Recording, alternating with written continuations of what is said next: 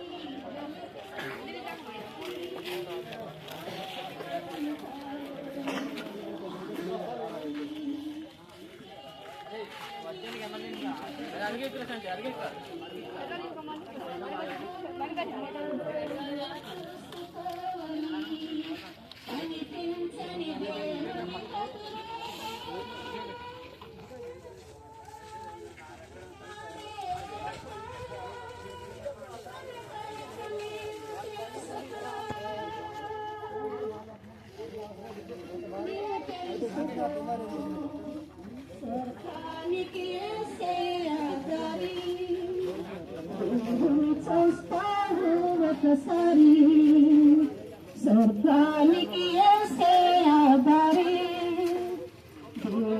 చూస్తావు ఒకసారి అతని చూడలేదు ఎవరు నంద స్వరము వినలేదు ఎవరు నంద అతని చూడలేదు ఎవరు నంద స్వరము వినలేదు ఎవరు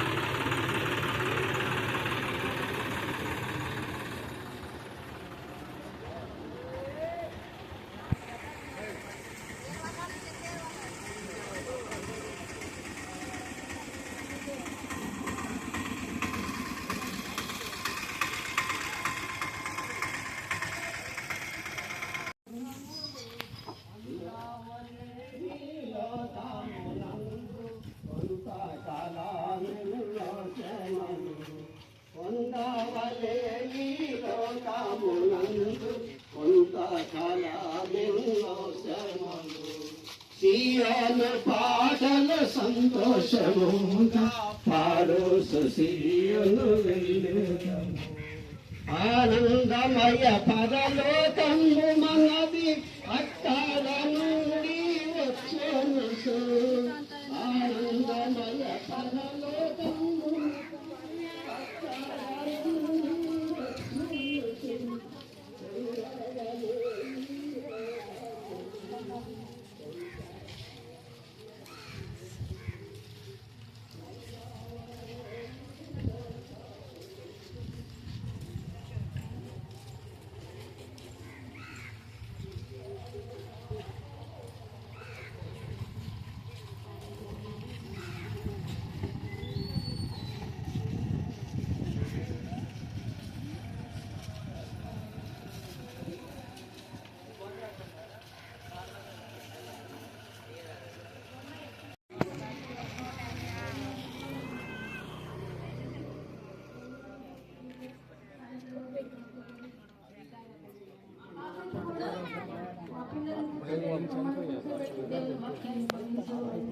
నేను చెప్పాను చాలా మనస్ఫూర్తిగా మనసు విప్పి అయ్యగారు మాతో మాట్లాడేవాళ్ళు అనమాట.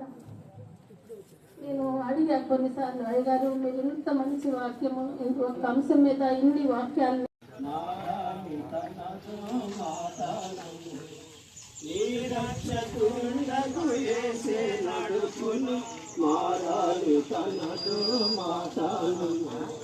సియోను పాటలు సంతోషము పాడు సియోను పాటలు సంతోషము పాడు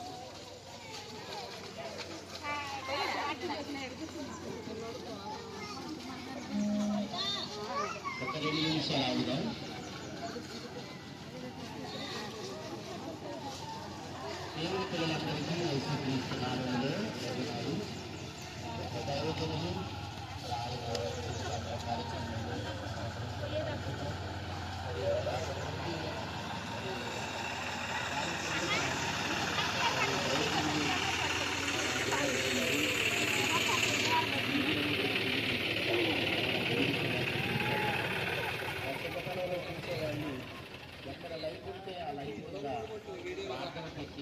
పాటలు పాడేవాడు.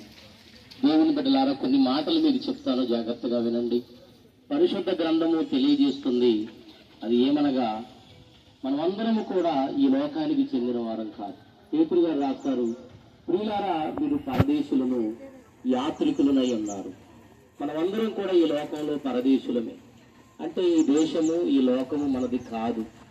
మనమందరము కూడా యాత్రికులం, దేవుని చేత ఇక్కడికి పంపబడిన వారు, ఆయన పనుల్లో మనమందరం కూడా తిరగవలసిన వారు. మీరు యాత్రికులు, మీరు పరదేశులు అని దేవుడు తెలియజేస్తున్నాడు. అంటే మనది దేశం కాదా, మనది లోకం కాదా?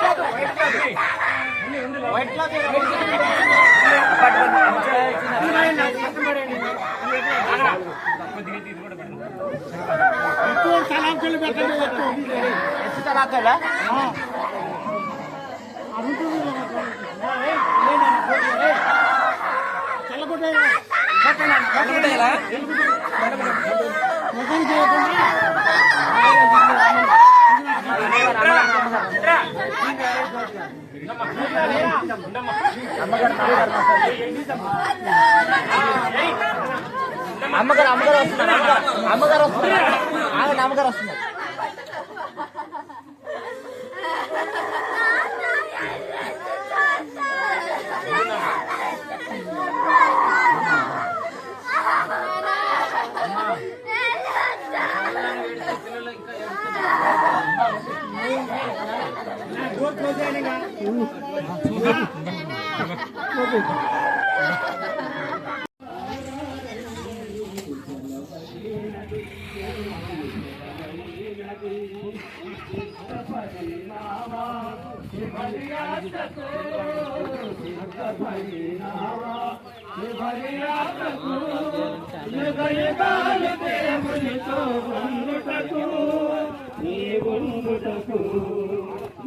జీవితం విలువైనది మరులారా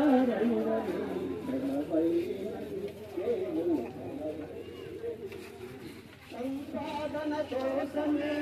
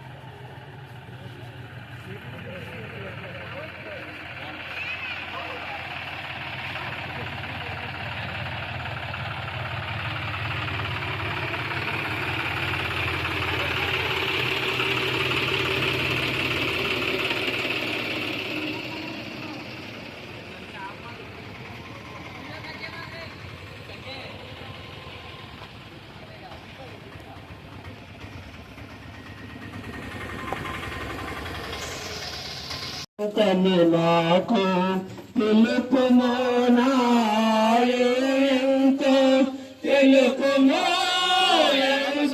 చూడను తెలుపుమో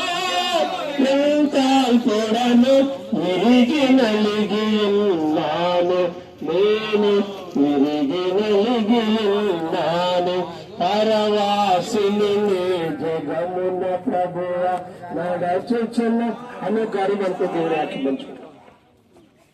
దేవునికి స్తోత్రాలు, అందరికి వందనాలండి.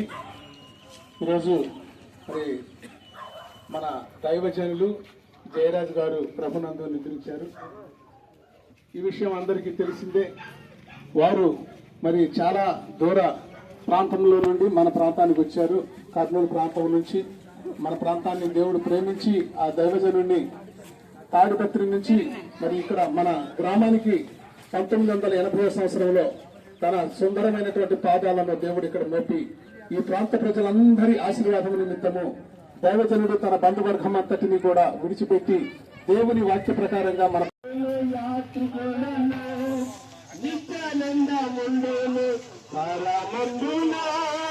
నిత్య సమాధానము ఉండు నచ్చట నిత్యానందముందును పరమందున నిత్య సమాధానము ఉండు నచ్చట ఉండేదాను విశ్రాంతి విశ్రమాలన్నీ వీడి ఉండేదాను విశ్రాంతి విశ్రమాలన్నీ వీడి పరలోకము నా దిశము పరదిశముల పరలోకము రాత్రి కూడా చంద్రుడు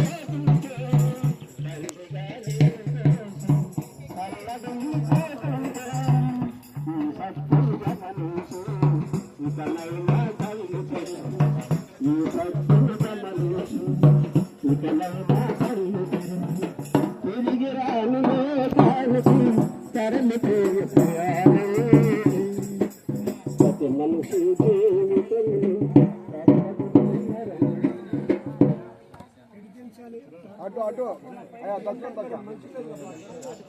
అటుపక్క దించదు.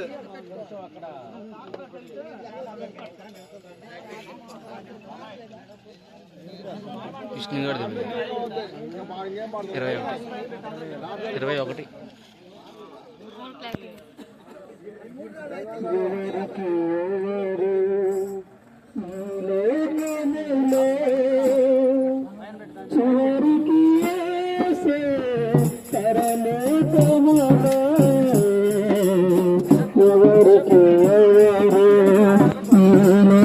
21 మనుషుల సాయం స్వర్గమురా రాజులలో మనుషుల సాయం స్వర్గమురా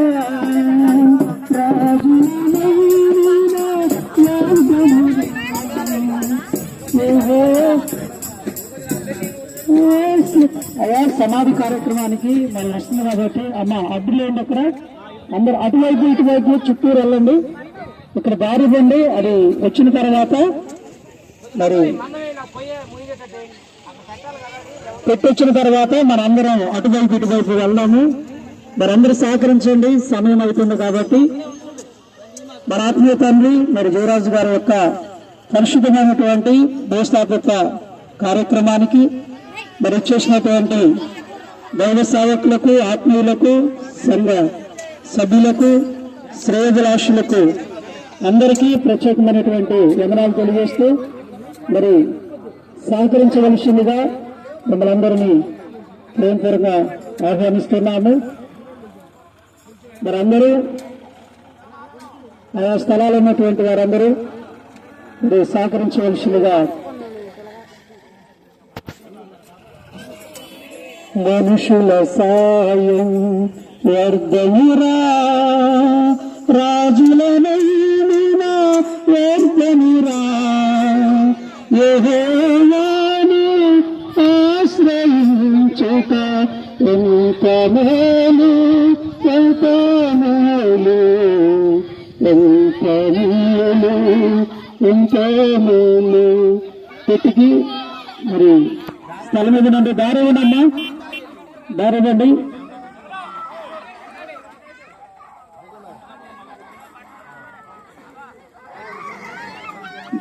దేవుని యొక్క మాటను బట్టి మరి పరిశుద్ధమైనటువంటి భూస్థాపిత కార్యక్రమానికి ఇచ్చేసినటువంటి దేవుని ప్రజలైనటువంటి మీ అందరికీ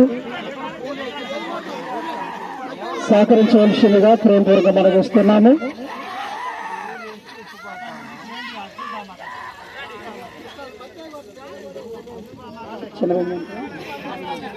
మన మధ్యనటువంటి మరి దైవజనులు పెద్దభూమి గారు అయ్యగారు ఉన్నారు.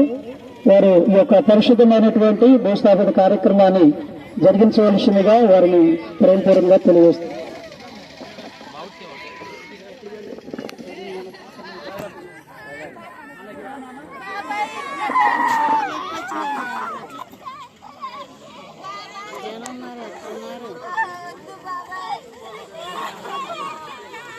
దేవునికి స్తోత్రములు. యేసుక్రీస్తు నామం పేరట మరి జయరాజు అయ్య గారి యొక్క భూస్థాపన కార్యక్రమానికి ఇచ్చేసినటువంటి బంధువులకు, సంఘస్థులకు, అదేవిధంగా దేవుని సేవకులకు క్రీస్తు నామం పేరట వందనాలు తెలియజేస్తూ ఉన్నాను. పరిశుద్ధ గ్రంథంలో దేవుని యొక్క వాక్యము కొంచెం నిశ్శబ్దంగా ఉంటే మంచిది. నానా